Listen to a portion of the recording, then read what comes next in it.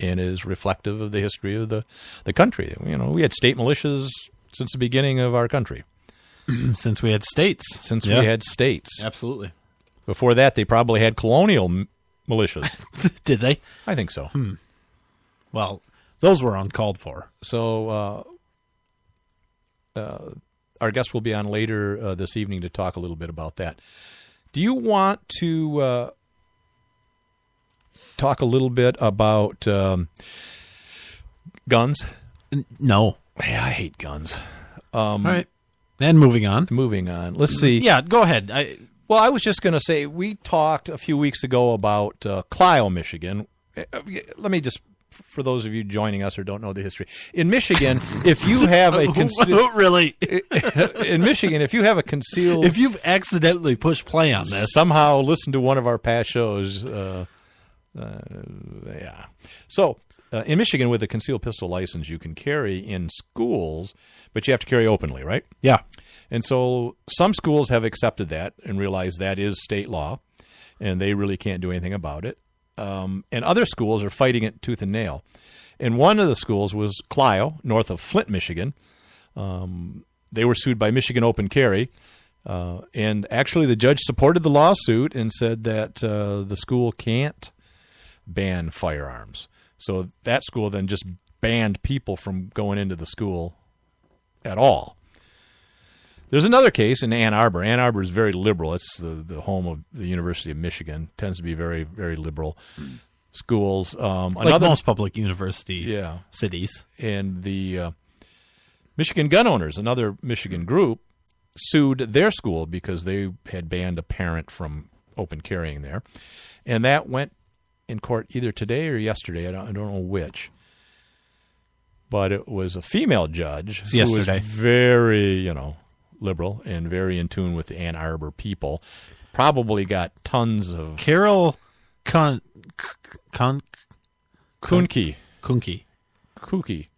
Kuhnke. Yeah. Oh, yeah, it was Wednesday. Granted the district's motion for summary disposition, thereby dismissing the lawsuit, saying, just like, because I said it's deja vu all over again, Yogi Berra, rest in peace.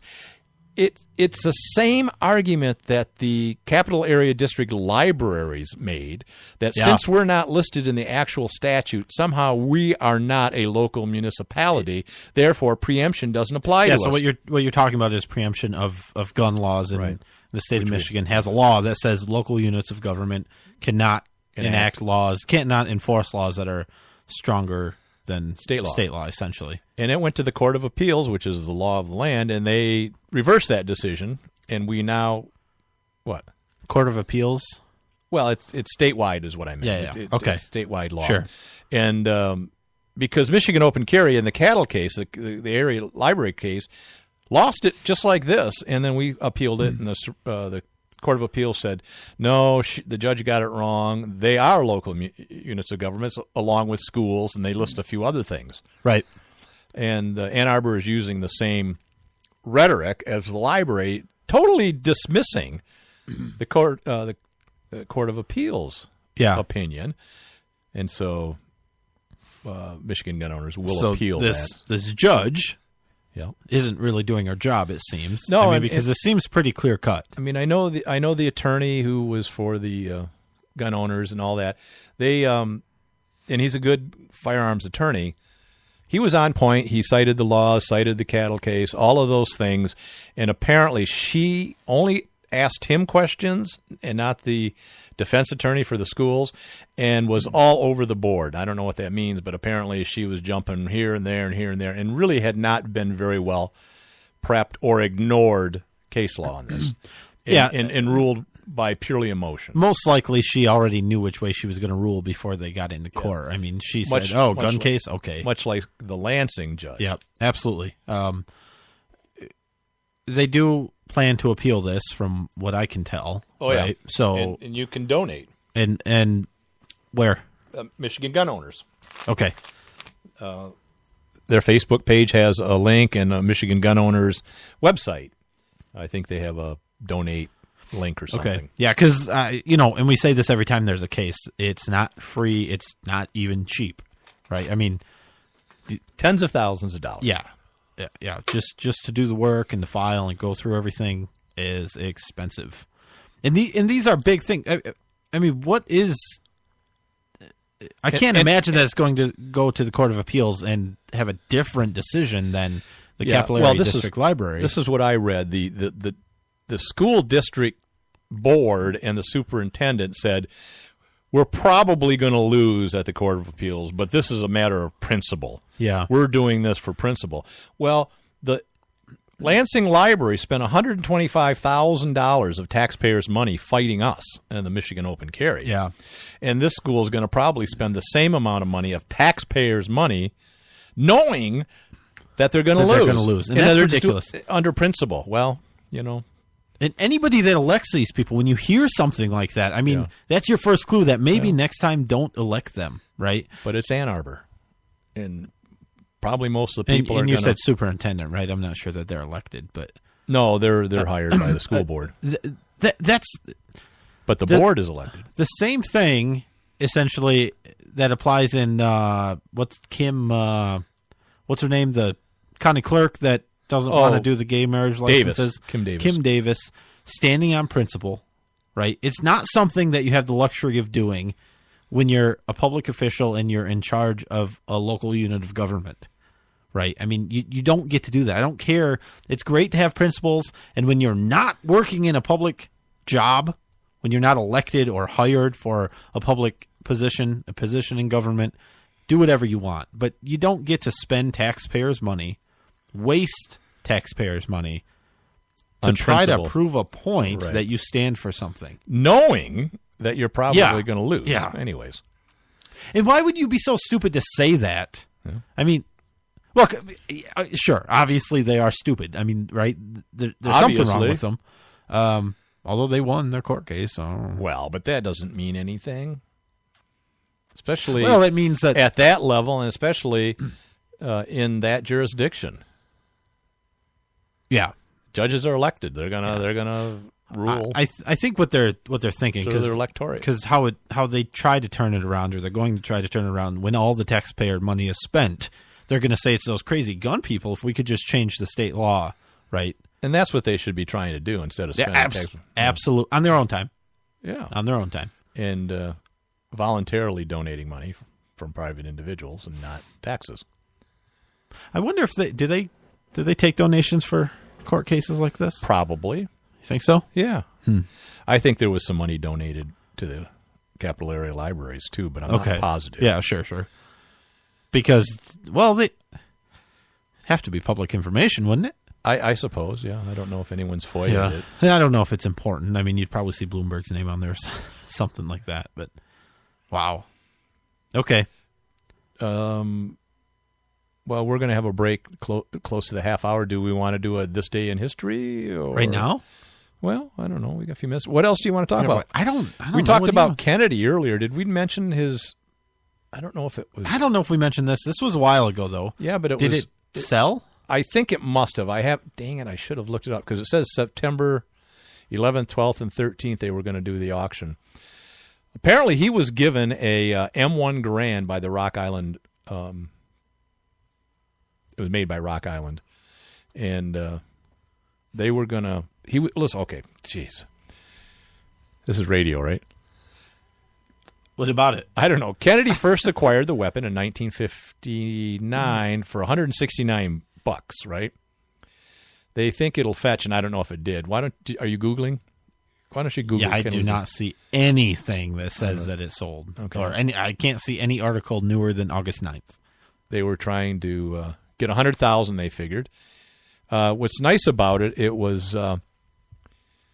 oh, no, I was wrong. It was made by the Erie Ordnance Depot in Port Clinton. And there was a Master Sergeant... Rock Island Auction Company. Right, who... Master Sergeant Parkinson prepared the rifle for Kennedy by adjusting the trigger, adding a glass bedding compound to the recoil shoulder of the stock, and blurring much of the metal. He was a senator at the time, and he thanked him in a letter, which said something like this. Kennedy wrote, Colonel John K. Colonel John K. Lee Jr. has told me of the time and care with which you took and test-fired the National Match M1 rifle, which I recently purchased. I do want to express my appreciation for your interest and attention to the matter, and I'm looking forward with pleasure to having an opportunity to use the rifle. And what's neat is he probably took it to the White House, right? So there's a lot of history involved. M1 Garands are neat guns. I've always liked them. Yeah, it sold. Okay, do you got something on there? It sold. That's all. I'm looking at the actual auction site. It sold. It's sold, but no price. 50 to 100,000 is the range. I can't. I wonder who bought it. I don't know. Have you seen my new M1 Grand? Did a president used to own it? I think so. Oh, you want to talk about Colorado, or yeah, let's do that. A couple minutes. Not really a big deal. I mean, it's the hypocrisy that it isn't really hypocrisy. So Colorado, great news for Colorado and for the world. They became, and this is kind of a week or two old, I think, but apparently the first state ever to make more tax revenue from marijuana than from alcohol. Wow. Yeah. Which, on the surface, must mean that there's more marijuana being sold, or marijuana sold at a higher price, or higher taxes. Yeah. And everybody, I see libertarians posting this all over the place on Facebook, right? Articles written from supposed liberty-oriented websites, blogs, things like that. Why is it a win that there are so many taxes being collected on something that we claim to argue should be part of freedom? Yeah, they don't get the irony. It's like the lady who complained on Facebook because someone took her Bernie Sanders bumper sticker off her car, and she complained about, I just hate it when people take other people's things. Yeah. Yeah. Irony. So do I. And it was by a bus stop. But listen, somebody probably just didn't want other people to think she was a moron, so they were helping her out. Hey, someone put the Bernie Sanders sticker on your window. I'd protect you. So the Libertarian Party platform, right? At least maybe not their. You have to search for it. Yeah. And we've talked about this before. Part of the platform is about how the tax and regulate on alcohol worked so well, so let's do the same thing with marijuana. And I really don't understand that. Why do we want to tax and regulate something more and think that means freedom? Why don't we just make something that, doesn't really harm people, or doesn't harm other people if you choose to do it? Why don't we just make that not illegal?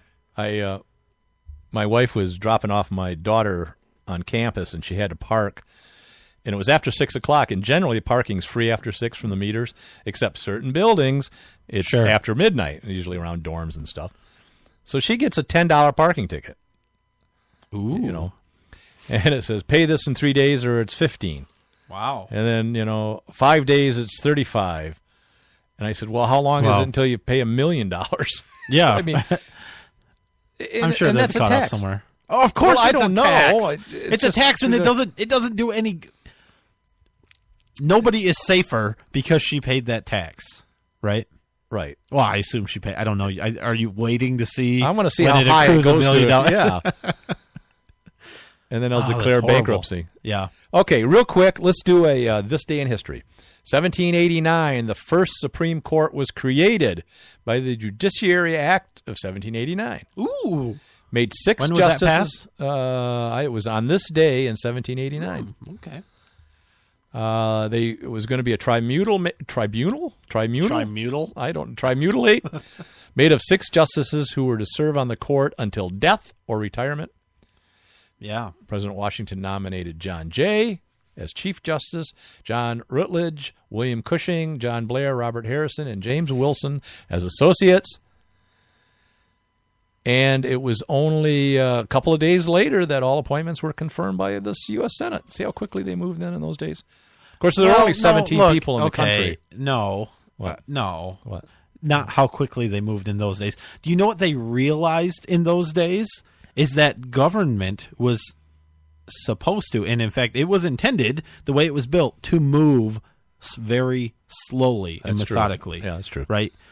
people want to rush everything through nowadays, and especially Congress. They want to, rush things